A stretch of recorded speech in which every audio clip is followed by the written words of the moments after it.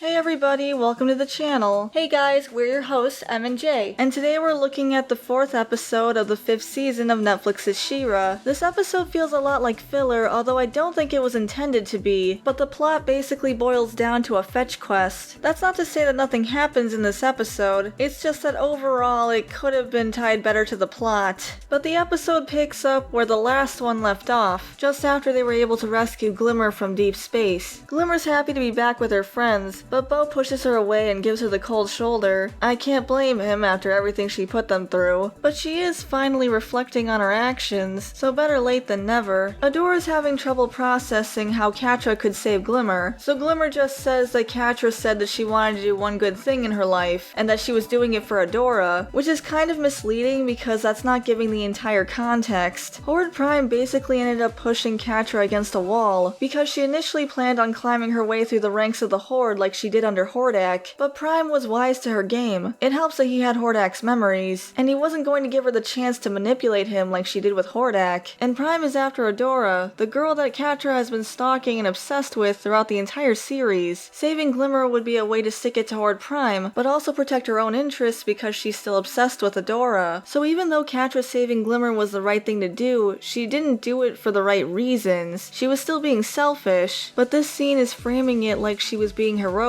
which wasn't actually the case, and it's coloring Adora's vision of what happened. Glimmer starts to apologize for everything that happened on Etheria, but before she can actually say she's sorry, the ship lurches, and then stalls completely. Bo leaves to check on Entrapta, so Glimmer gives a tearful apology to Adora, and even admits that she was wrong about the entire Heart of Etheria thing, which I really appreciate and it's good to see. She's been pretty unreasonable, and since it's the last season, she doesn't have a lot of time to make up for it, so I'm glad this was addressed early in the season. Adora hugs her, saying that everything's okay and she missed her. And it's nice that they're back together again, but I can't help but feel like this was kinda rushed. There was a lot of tension between her and Adora before. It got to the point where Adora was so upset because of what Glimmer did to her that she couldn't even transform to She-Ra anymore. But it feels like everything's been wiped away just because she said sorry. Especially since in the last season, Bo kept saying that they should talk about their feelings, that way they can work through their issues, but they never got the chance to, and now this seems like the right opportunity. Glimmer is open and willing to listen, but they don't. Either way, it's good to see Glimmer come around. The ship lurches again, so Entrapta pops up on a hologram to explain what's going on, and she also introduces Glimmer to Darla, the ship. Isn't this the first time Glimmer and Entrapta have seen each other since that betrayal in season 2? You'd think they'd have more to say to each other. It turns out they've burned out their fuel crystals, but Darla's sensors have picked up a nearby planet they can refuel at. I'm surprised they ran out of fuel, but those food rations from 1,000 years ago seem to be okay still. Anyway, Entrapta set a course for the planet, and she says it's going to be rough because they have to go through an asteroid field and the planet's atmosphere, which is really dense. Although it doesn't show any asteroids when they're traveling to the planet's surface, so that's a little confusing, but at least they're close. Back on Etheria, the rebellion is getting ready to turn in for the night, except Swiftwind, who's looking up at the sky. He's trying to send a signal to Adora, but he tries to hide that when Scorpia asks what he's up to. He just tells her he's on watch. She says she can take over since she's noticed that he's been on watch ever since Adora left, but he says he's fine and that he was actually in the middle of something, so Scorpia asks what it is, but he's embarrassed. So then Scorpia tries to tell him that she's great with secrets, and tries to prove this by saying one time Kyle told her he had a crush on Rogelio, so immediately giving up that secret. I'm also not sure how close Kyle and Scorpia were. When did he tell her this? And why would he trust her with a secret? Plus, Kyle, Lonnie, and Rogelio really have not had enough screen time, considering they've been around since the first episode, and they grew up with Catra and Adora. Rogelio doesn't actually speak, and in the episode that we did get to see them interacting, it seemed like Lonnie and Kyle couldn't understand him, but since they grew up together, you'd think they would have found some way to communicate by now. Also, Kyle's been bullied since the beginning of the show, and now it's revealed that he's apparently gay, which bullying isn't right in the first place, but I thought this show was about inclusivity. Scorpia realizes she just admitted to a secret, so she tries to play it off, but Swiftwind decides to admit that he's been trying to reach out to Adora in space. He and She-Ra have a connection, and even though She-Ra's gone, he still thinks he might be able to reach Adora, so he picks a spot in the sky each night and keeps trying to reach out to her, even though he's not sure she's getting his messages. It's kinda nice that he's trying to reach out to her, and it makes you feel the separation between them, but I don't think Adora's thinking about him that much. She does have a lot to deal with, but it makes this relationship feel very one-sided. Scorpia tries to be supportive and takes a look in the sky, and comments on how many moons they have and that it's kind of weird. Stars are still pretty new to them, but it does look nice. But they just hug after not really getting anywhere. Back in space, they've landed on the planet, and it turns out it's totally barren. They're confused because they're supposed to find plenty of crystals, but instead they find what looks like a Horde spire, which suggests that Horde Prime has been there and is most likely responsible for the planet's state. Bo says that this is what's happening on Etheria, and Glimmer starts to panic saying that this is all her fault, which it is. And Bo knows it too. He's still pretty mad, which is understandable, but at least Glimmer does know that it is her fault. Bo's tracker pad picks up an energy signal and he thinks it's the crystals, so he says they're gonna have to find them on foot. And Trapta heads back on the ship to remove the old crystals to prepare for the new ones. Then she starts flirting with the ship, commenting that they're going to be spending some quality time together. Well, at least she's not putting their lives in danger this time. So the three of them head out. Bo tells them that they're looking for pink crystals, but Adora makes a comment about how colorless and lifeless this place is. Glimmer tries to be optimistic and says they're great at quests, and asks if Bo agrees, but he just brushes her off and walks away. Glimmer laments that he's still mad at her, so Adora explains that he was so focused on getting her back that he wasn't actually able to work through his feelings, although even if he had, they still need to talk this out. Glimmer asks how she can fix this, but Adora admits that she's not the best person to ask because she's more about punching her feelings out. She tries to think of something though, but she's interrupted by a tremor. A sinkhole opens up and it almost swallows Bo, but Glimmer is able to push him out of the way just in time. Unfortunately, Adora falls into it. She lands in a cavern full of crystals. Unfortunately, they're blue instead of pink. Glimmer tells her to stay put so they can come get her, but Adora sees a light in the distance and decides to follow it, which causes Bo to panic, and he tells her not to go, but she reassures him that it's not that kind of light. Does that mean they have some kind of concept of the afterlife? I'm actually kind of surprised we would get a joke like this, considering the crew's views on religion, which we talked about in our last episode review. Back on Etheria, Swiftwind keeps trying to contact Adora. He fills her in on everything that's been going on. It's basically an exposition dump, but it's a pretty good way to get exposition to the audience, aside from Swiftwind being Swiftwind. Basically, Horde Prime put a bounty out on Adora, but Perfuma and Scorpia took care of it. The Princess Alliance has done a pretty good job of fighting off the bots. Shadow Weaver wants to use magic to try to find out Horde Prime's motivations, which could be an option, but no one wants to go along with her. And Seahawk was messing around with juggling for some reason. Something about adventure. He doesn't go into much detail. It's probably for the best. But he asks Adora if there's any way she could give him a sign so he would know she's getting these messages. He says the others are being supportive of him, but he knows that they believe this isn't working. And he asks her to come home soon because they need her. She actually isn't getting these messages, so that's kind of sad. I am still wondering what's going on with the Unizerd. Swiftwind has had long absences in the series, but the Unizerd only had that one appearance. Poor little guy must be so lost and confused. Back in space, Adora is following the light, and she comes across footprints. The light goes out, so she asks if anyone's there, only to be attacked. Everybody has questions during the fight. Adora asks why they're attacking her, and they ask why she's following them, but the big question is, do you work for the Horde? Eventually they realize they don't, so Adora asks why they're fighting. Apparently they're also here for a fuel crystal. The scene ends kind of abruptly, so we don't get to find out who these characters are yet, but at least they're on the same page. Bo and Glimmer are making their way down into the cavern, but Glimmer slips, and Bo manages to catch her. He still pushes her away though, and sternly reminds her that she should be careful because she can't teleport anymore. Glimmer starts reminiscing about their past together, like when she was first able to get a handle on her powers, so they teleported everywhere from Bright Moon to Mysticor, and got on Castaspela's nerves, but they always teleported away just in time. I'm surprised she was able to teleport that far though, but reminiscing is able to soften his demeanor a bit, and he tries to reach out to Glimmer, but his anger takes hold again. Bo says that was a long time ago and that things have changed, and Glimmer disappointedly accepts that they have. I do appreciate that Glimmer is making an effort. I do think she could go about it in a better way. Instead of trying to make it up to him, she's just trying to get things to go back to the way they were, but that's not really how that works. At least she's trying though. I'm surprised that Bo is the one holding a grudge, especially since he was the one that kept trying to get them to talk it out. It never worked though, because instead of actually talking about their feelings, they just said, I feel this way, well I feel this way, and then they acted like that was a productive conversation. I understand why Bo is so hurt. It's just I'm kinda confused why Adora is totally fine with Glimmer now, and Bo is refusing to talk. Meanwhile, the four of them have set up camp. One of the girls introduces herself as Starla and offers Adora some food. So it turns out these three are this show's version of the Star Sisters, although one of them, Jewel Star, is now a transgender man, so they're called the Star Siblings. The thing is, the Star Sisters were name dropped back in the first season, when Adora was preparing for prom. Allies with the Star Sisters, who are friends with Remista but not Sweet Bee, who is dating Peekaboo, as you can tell from the string. And they even made a cameo at the event. So either it's a retcon or there are two different star families. Regardless, Starla introduces Tall Star and Jewel Star. On a side note, I'm not sure it was the best idea to name the ship Darla when we have a character named Starla now. Anyway, Tall Star isn't happy about her sharing their food, but Starla insists that she's only one person, only for Adora to wolf down everything she was given. Maybe she shouldn't be giving them a reason to abandon her. Anyway, Adora introduces herself and explains that she's looking for the pink crystals. They say that's what they're looking for too, but those crystals are almost impossible to get because the cave is falling apart thanks to the earthquakes. The Star Siblings aren't exactly optimistic, but Adora's determined because she needs to get Horde Prime off of Etheria. Tall Star says that if he's already on the planet, it's too late, and this planet is proof of that. In the past, travelers would come here to refuel often, but now there's barely anything left of it because of Horde Prime's actions, and the same thing happened to the Star Siblings' homeworld, so it's better to just run away instead of fight. But Adora can't accept that, and explains that she's part of a rebellion fighting Horde Prime, and once she gets the fuel crystals, she and her friends are going to face him. Starla seems happy to hear this, but Tall Star pulls her back, so Adora tries to convince them to join the rebellion, because they can fight with their tech and weapons, and that would be useful to the cause. But Tall Star still objects, since they already lost their homeworld and it's too risky. Also, they believe that she's just one girl, and there's not much she can do against him. So Adora basically talks about the power of friendship and teamwork, but they're more seeing as believing kind of people. Adora adds that she needs to get Catra back too. They again say that it's already too late if he has her friend, but then Adora gets defensive and says that Catra's not really her friend, and that she actually tried to kill her a bunch of times, but it's complicated because now she saved Glimmer, so she might have some good in her. Saving Catra would be the right thing to do, but I think the problem is that this is a complicated situation and the writing just isn't where it needs to be. She's an obsessive, abusive stalker, and they really shouldn't be downplaying the fact that she tried to kill her multiple times. Just saying. They hear voices and it turns out to be Bo and Glimmer arguing. The Star Siblings arm themselves for a fight, but Adora steps in and explains that these are her friends. Tall Star comments that they don't sound like friends, but you know, it's complicated. There's a tremor in the cave before they can properly introduce themselves, and Bo ends up protecting Glimmer, probably out of habit. Once the rumbling stops, Adora introduces them and says that they should be working together, since they're all after the same thing. But before anyone can respond, Entrapta shows up. Tall Star wants to protect their food. Adora did eat a lot of it, but Entrapta lets everyone know that she and Darla have been tracking the seismic activity, and a really big one is coming, so they need to get a fuel crystal now, so everybody gets moving. The Star Siblings are having some banter, and they seem to get along really well, which Glimmer notices too. Tall Star says they lost a lot because of Horde Prime, but they have each other, which makes Glimmer look at Bo, but I'm also pretty sure one of them never demanded that they use a dangerous super weapon that obviously was not going to work. She tries to talk to him, but he totally blanks her. He's gonna need more time before they can talk. The group comes across a giant chasm that they had to cross in order to get to the crystals. You'd think Entrapta could just swing across with her hair, but they don't even consider that option. In fact, Entrapta doesn't really do anything in this scene other than remind them of how little time they have left. Kind of strange considering the fact that she's the smartest person here, but they're basically just using her to build tension instead of actually doing something productive. Adora suggests they knock down a pillar during the next tremor so they can use it as a bridge across the gorge. Since they apparently have no other options, they go with the bridge idea, but the tremor is also causing the exit to collapse, so Adora and Tall Star rush back to hold it open. On top of that, Glimmer gets separated from the rest of the group. Jewel Star wants to turn back, so Bo encourages Glimmer to jump, but she ended up on a platform and is now closer to the fuel crystals than anybody else, and she decides that this is their only chance to get it, so she asks him to trust her as she pushes forward. The bridge is barely holding, so Jewel Star uses his axe to try to keep it in place. I don't think it works like that though, and I still think Entrapta would be the best bet to get across safely. Starla and her pet bird Glory work on destroying falling debris, but time is still of the essence, which Entrapta reminds everybody of, and apparently she miscalculated and the tremors are actually coming much faster than she expected, so the whole place can fall apart at any minute. Well, maybe she could try using her hair now? It would probably be faster. Glimmer pulls herself up into the cavern and is excited to see all the crystals, but isn't she gonna need some kind of tool to get them out of there? Well, hopefully the tremors have loosened them up enough. Jewelstar says they need to go now, so Bo anchors the bridge to one of the stalagmites, which he probably could have done earlier. Bo stays behind to get Glimmer, so Starla and Jewelstar cross the bridge. Adora and Tallstar are struggling to keep the exit from caving in. Adora says to hold on, but Tallstar ends up collapsing, and some of the tech on her arm breaks off. I'm kind of surprised Tallstar collapsed first, considering the fact that she has cybernetic enhancements, while Adora is just a teenage girl. But despite that fact, she refuses to give up, and her determination triggers some kind of magic within her, and it's able to stabilize the exit completely. Tallstar is shocked by the sight of magic, and Entrapta enthuses that it must be She-Ra. I still wish they would have explained how She-Ra and the magic of it works, like when Adora was trying to talk to the spirit of She-Ra thing, but I guess the magic is within her somehow, so she is still She-Ra, first one or otherwise. Glimmer jumps down from the ledge, and Bo catches her, but more importantly, she did manage to get her hands on the crystals. Unfortunately, the bridge collapses before they have the chance to cross it, leaving them stranded on the other side. So Bo shoots an arrow that ties a rope to one of the stalactites, and uses that to swing across.